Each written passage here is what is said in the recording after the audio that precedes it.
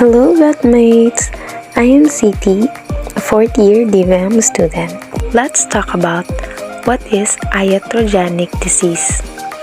Iatrogenic disease or iatrogenesis is the causation of a disease or harmful complication or other ill effects by any medical activity including diagnosis, intervention, error, or negligence.